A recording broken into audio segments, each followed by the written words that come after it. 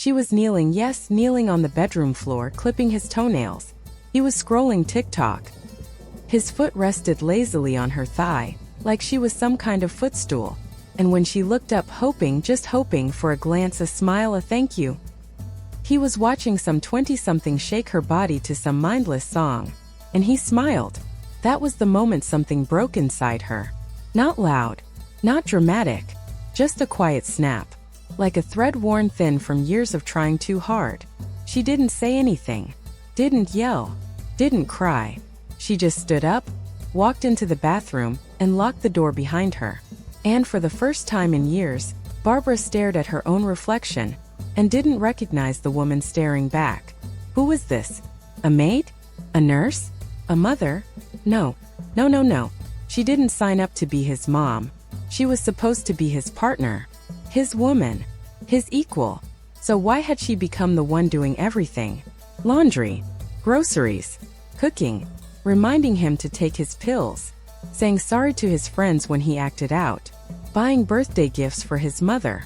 All while he sat on the couch, feet up, scrolling, sighing, yawning. And what did she get in return? Silence. Indifference. A once-a-month kiss that felt like a routine dental checkup. And a look, oh God, that look, like she was just part of the furniture. Background noise. Predictable. Safe. Forgettable. And yet, she stayed. Why? Because deep down she thought love meant sacrifice. She thought if she just did more, loved more, gave more, he'd wake up and finally see her again. But that night something changed. She didn't fold his clothes. She didn't prep his breakfast. She didn't chase after his missing shirt the next morning. He called out, "Babe, where's my blue one?" And she just smiled. "Wherever you left it." That's it. No more hand-holding. No more spoon-feeding. No more mothering. Something inside Barbara had shifted, and once it shifts, there's no going back. Later that day, her phone buzzed with a message from an unknown number. "Hi Barbara. I'm Elena. I work with women who are tired of giving more than they get. A friend gave me your number. I'd love to chat if you're open." She stared at the screen. Was it a scam? A mistake? Or was it the first door out of a cage she hadn't even realized she was in? She didn't reply. Not yet. But her heart? It skipped. Barbara didn't reply to Elena's message that day. Or the next. But something about that text clung to her. Like perfume from a stranger who brushes past you and keeps walking. It lingered. She'd stare at it late at night, thumb hovering over the screen, then lock the phone again, because reaching out would mean admitting something was wrong. And Barbara had spent years convincing herself everything was fine. She had the house, the ring, the man. What she didn't have was herself. And it wasn't always like this. No, there were once flowers, passion, heat. There was a time he couldn't keep his hands off her. But slowly love turned into routine. Routine turned into obligation. And obligation turned into resentment. Not loud resentment. The quiet kind. The kind that builds while folding his socks for the third time that week. The kind that hums in your ears while he walks right past you without even noticing your new haircut. The kind that whispers at night, "You don't feel wanted anymore." She began to notice the little things. How he never asked her how she was. How he left his dishes out like someone would just take care of it. How he assumed, expected, never offered, never saw. And worse, how she allowed it. Barbara had trained him to lean back because she always leaned forward. She fixed things before he knew they were broken. She solved problems before he even noticed they existed. She poured out and poured out and poured out, until her cup was dry. But no one noticed when it emptied. Not even him. One morning she watched him eat breakfast she didn't make, because she'd stopped. He toasted his own bread, grumbled about no more almond butter, and walked out without a word. No kiss. No thanks. Not even eye contact. She just sat there watching the door close. And something twisted in her chest. Not sadness. Power. A flicker of something she hadn't felt in a long, long time. Control. That same afternoon she replied to Elena. "Hi. I don't know what I'm doing. But I'm tired. Let's talk." Elena called that evening. Her voice was warm. Direct. Not fake sweet. Not therapist slow. "Barbara," she said. Do you feel like you've become more of a mother than a partner? Barbara laughed. Not because it was funny, but because it was true. Elena didn't tell her what to do. She didn't offer cliches or sugar-coated advice. She asked questions. Who's checking in on you, Barbara? What happens if you stop doing everything? When's the last time he chased you? Those questions hit harder than any argument ever had. Because Barbara didn't have answers. Just silence. And a lump in her throat. They spoke for 2 hours. And when the call ended, Barbara sat on her back porch, legs curled under her, eyes blurry but wide open. She thought about all the years she spent trying to earn love she already gave away for free. About how exhausted she was from being the strong one, the planner, the fixer, the woman who kept everything together while slowly falling apart inside. And maybe, just maybe, it was time to let it fall. Not to destroy it, but to rebuild it. On new terms. The next morning he asked what's for dinner. And for the first time ever, she smiled softly and said, "I'm not sure. What are you thinking of making?" He blinked, confused, like she'd just spoken in tongues. And when he hesitated, stammering about work, about being tired, she just kept smiling. Something inside him shifted too. Maybe not enough. Maybe not yet.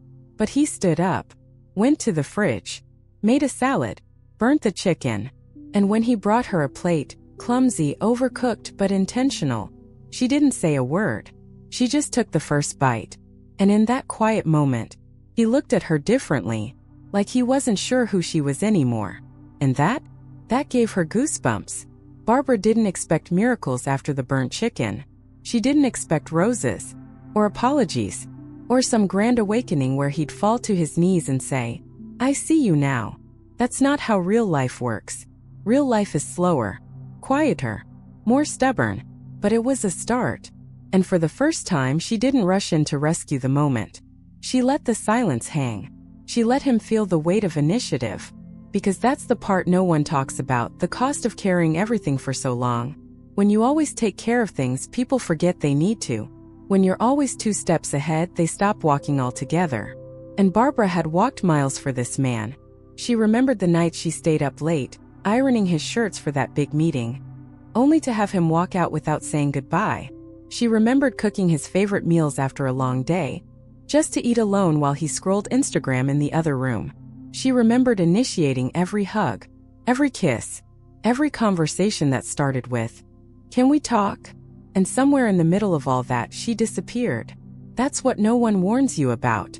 That if you love someone too much in the wrong way, you start to vanish. Not all at once. Piece by piece. Your voice dims. Your opinions shrink. Your needs go quiet. Until one day, you're just the background music to someone else's life. But now, something different stirred inside her. She began saying no. No to guilt. No to obligations that didn't feel mutual. No to pouring from an empty cup just to keep the peace. And it rattled him. He wasn't used to this version of her. This calm, grounded woman who didn't chase after him with reminders and folded shirts and guilt-soaked smiles. It showed up in small ways. The way he hovered near the kitchen more often. The way he started offering to help. The way he paused mid-sentence as if second-guessing his tone. She noticed. And not because she needed his validation, but because change is uncomfortable. For both of them. Still, she wasn't naive. She knew change doesn't always mean growth. Sometimes people panic when the dynamic shifts. Sometimes they push back. And one night it happened. He found her reading on the porch, soft jazz playing behind her, the air thick with early summer heat. She had poured herself a glass of wine, lit a candle. She looked radiant, relaxed, untouched by the invisible to-do list that used to hang over her head like a storm cloud. And he didn't know what to do with that. He stood there, arms crossed. "You've been different lately." She turned a page, not even looking up. "Emichim, you don't even seem like you care anymore." That's the irony, isn't it? The second you stop overgiving, they accuse you of not loving enough. She looked up finally. "I care," she said. "I just don't chase anymore." His jaw clenched. "So what, I'm supposed to do everything now?" She laughed softly. Not mocking. Not angry. Just free. "No. You're supposed to do your part." And then she went back to her book. He stood there for a while, shifting, waiting, looking for the old Barbara, the one who would smooth things over, jump up, explain herself. But she was gone. The woman in her place? She wasn't cold. She wasn't mean. She was clear. And clarity for some men is terrifying. Later that night, as she got ready for bed, her phone buzzed again. Elena. Next step when you're ready. Start noticing what he does when you stop doing his part. Patterns reveal truths. Watch but don't rescue. Barbara stared at that message like it was a secret spell. She was already starting to see it. The cracks. The patterns. The quiet resistance. And she wasn't sure yet what it all meant. But she knew one thing. She was done parenting grown men. Even if it meant standing alone for a while, it was still better than sleeping next to someone who didn't really see her. Barbara was folding towels when it hit her. The silence. It wasn't just in the house. It was inside her. There was no yelling. No chaos. No passive-aggressive sighs or sulky glances. He'd gone quiet, yes, but so had she. Not the kind of silence that comes from defeat. The kind that feels powerful. Unapologetic. Clean. She hadn't raised her voice once in weeks. Hadn't chased. Hadn't begged. Hadn't broken herself into little pieces to keep a shaky peace. And that peace, it held. But now came the hard part. The why. Why had she done so much for so long? Why had she kept giving when it made her feel invisible? Why had she become someone's emotional mother instead of their equal? She wasn't dumb. She wasn't weak. She was smart, capable, warm. So why? That's when she opened her journal. It had been years since she touched it. Tucked in the back of her dresser, behind a pile of scarves she never wore. She opened to a blank page and wrote one sentence. Where did I learn to love like this? And just like that, the memories came back. She was 10. Her father was yelling again about the sauce being too cold, about the remote, about whatever he needed to yell about that day. Her mother said nothing. Just nodded, lips pressed tight, spoon in hand, apron damp from dishwater and dinner steam. Barbara had watched her mother serve. Serve. Serve. And in return, nothing but silence. A flick of a wrist. A grunt. An empty chair where affection should have been. Barbara learned early. Love means doing everything for everyone else. Love means not complaining. Love means being tired but never saying it. Love means becoming so useful that no one ever leaves. She didn't marry her father, but she did marry the feeling. That gnawing anxiety that if she stopped, she'd be replaced. That if she wasn't indispensable, she wouldn't be loved. And that's when the tears came. Slow. Warm. Old. Not because of him, but because of her. The little girl inside, still waiting to be noticed. Still trying to earn affection with clean laundry and a warm meal. Barbara wiped her face, stood up, and looked at herself in the mirror. There was gray in her hair now. Lines around her mouth. But behind all that, there was a woman waking up. Not just to her relationship, but to her story. The next day, she did something unexpected. She booked a hotel room. Just for the night. When he got home and didn't see her on the couch, he texted, "Where are you?" She replied, "At peace. Back tomorrow." He didn't reply for 10 minutes. Then, "What? Are you okay?" She smiled. Yes, she was okay. She hadn't asked permission. Hadn't over-explained. Hadn't left a note with what he should eat or which drawer had the clean socks. She'd simply left. And the world didn't end. The sky didn't fall. The house didn't explode. He didn't collapse from hunger. She ordered room service. Took a long bath. Watched a movie with no explosions, no superheroes, just women laughing and crying and talking. She left her phone face down. She didn't need to be needed. Not tonight. But just as she drifted off to sleep, the phone buzzed again. "I think we should talk." And for the first time, it wasn't her saying it. She stared at the message for a while. Not because it was surprising, but because it wasn't. He was finally doing what she had begged for, silently and loudly, for years. He wanted to talk. But now? Now she wasn't sure she needed to. Not in the old way. Not the pleading, trembling, "Hear me before I disappear" kind of talk. If they were going to speak, it had to be different. Real.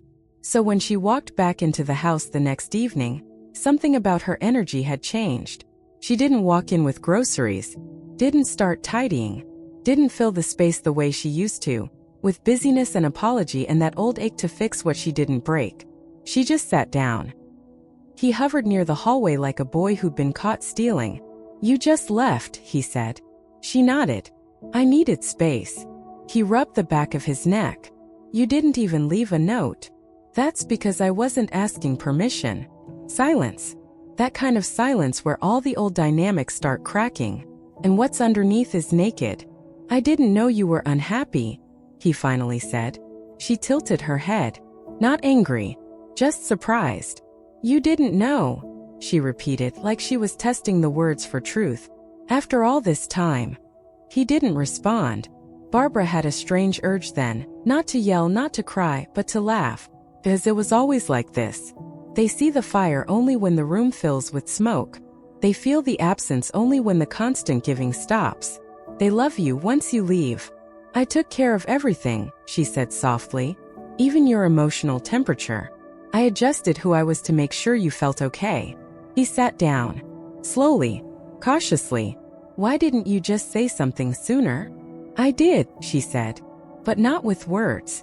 I showed you. With every tired smile. Every dinner I made. Every moment I swallowed myself to protect your comfort." He looked older all of a sudden. Not by age. By realization.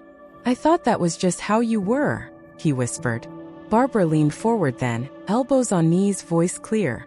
"No. That's who I became. So we wouldn't fall apart." They sat in the stillness of that truth. And it ached. Because this wasn't about blame. It was about patterns. Unspoken contracts. Roles they never agreed on out loud but lived inside for years. He rubbed his face. "So what now?" She didn't answer right away. Because this wasn't about making promises anymore. It wasn't about getting back to some version of before. It was about what came next, and whether he was capable of being in something equal, mutual, awake. Finally, she said, "I don't want a child. I don't want to manage a man. I want a partner. Someone who sees me, not someone who just benefits from me." He looked down. She watched him wrestle with that, really wrestle. And then, he did something surprising. "I don't know how to do that," he said. "I don't think I ever learned." Barbara sat back. There it was. The thing no one wants to admit. The soft underbelly beneath the bravado. He wasn't cruel. He wasn't heartless. He was just emotionally underdeveloped. Coddled. Unchallenged. Raised to believe that love was service. That women were soft cushions to collapse into. Not mirrors to reflect back your own unhealed wounds. She could feel the tears trying to rise again, but she breathed deep. "I don't need perfect," she said. "But I need effort. Real sustained effort. Not guilt. Not flowers. Not sex to smooth it over." He looked at her and for once really looked. "I want to try," he said. "But I need you to be patient with me." And that was the moment her heart stuttered. Because it wasn't a promise. It wasn't magic. But it was a crack in the wall. A small one. And maybe, just maybe, she finally stopped being the only one trying to tear it down. The days after the conversation weren't easy. They weren't miraculous either. But something had changed. Something quiet. Almost imperceptible. It was as if, for the first time in years, they were seeing each other without the filters they had put up out of fear. He tried. She noticed. Not every day. Not every moment. But there were small shifts. The way he asked if she was tired before deciding to make plans. The way he cleared the table without her asking. The way he said, "I'm sorry," for the things he hadn't even known he was doing. She began to breathe again. Not just because he was trying, but because she was finally allowing herself to want more than just survival. For years, it had felt like a constant tug of war. She'd give. He'd take. She'd give more. He'd take more. And when she was drained and empty, he'd ask what was wrong, never realizing it wasn't about one fight. It was about the constant, low-grade erosion of her spirit. Now things were different. Not perfect, but different. She stopped running the show. And it felt strange. Frightening even. What if he couldn't hold up his end of the bargain? What if he slipped back into old habits? What if this was just a phase? But then one evening, as they sat side by side on the couch, the quiet felt less heavy. He didn't say anything for a while.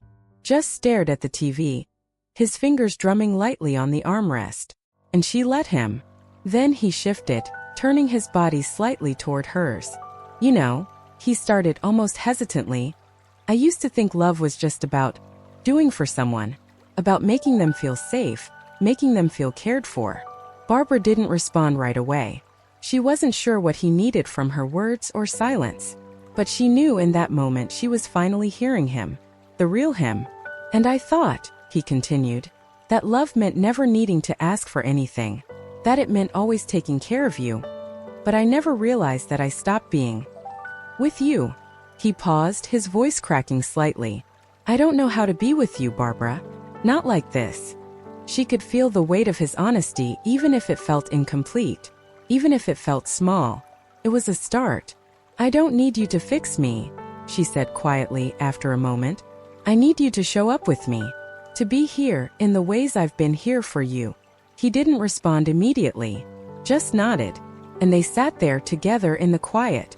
For once it wasn't awkward. It wasn't strained. They just existed.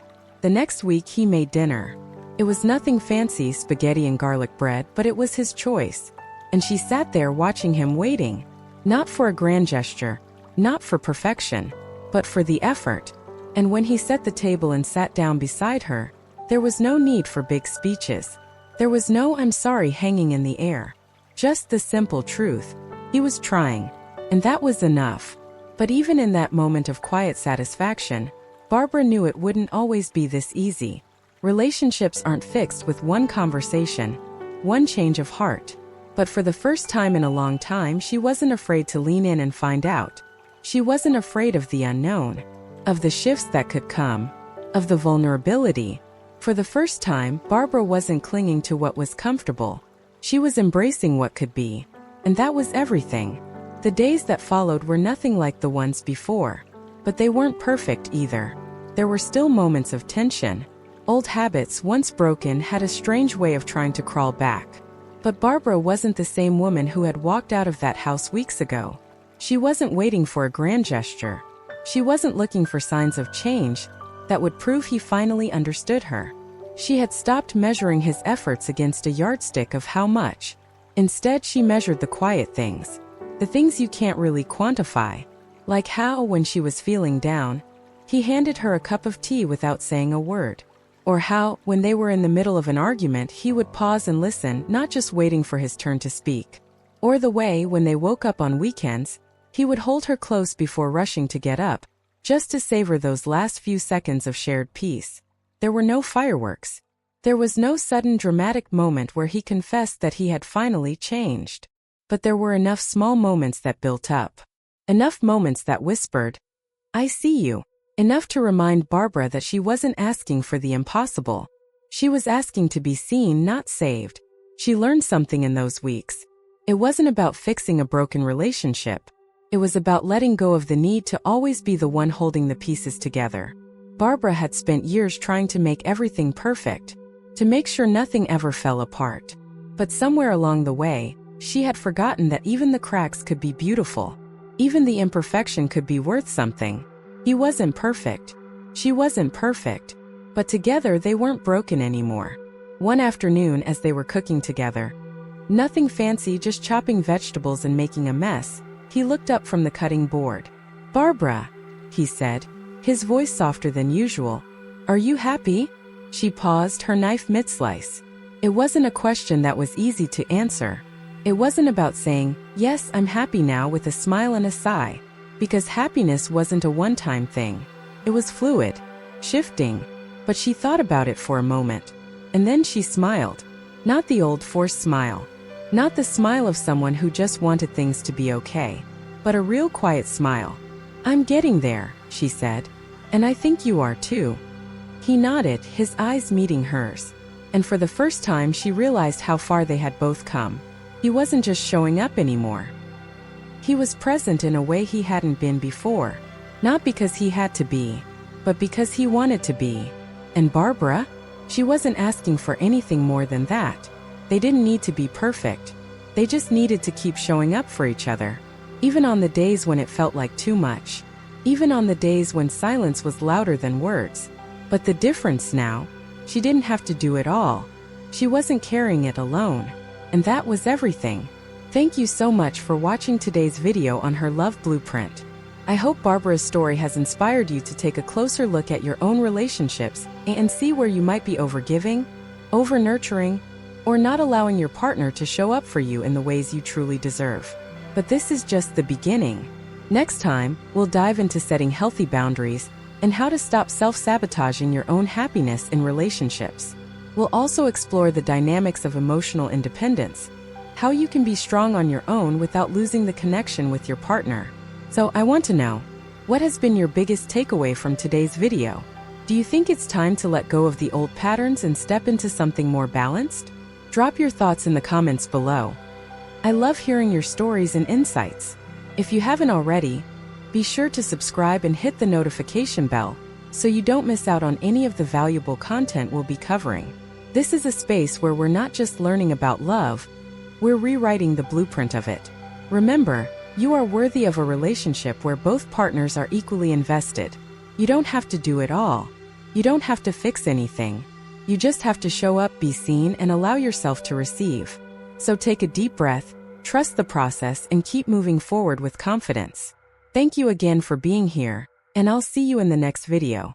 Until then, take care, stay empowered, and remember, love isn't something you have to work to earn. It's something you are naturally worthy of. Goodbye for now.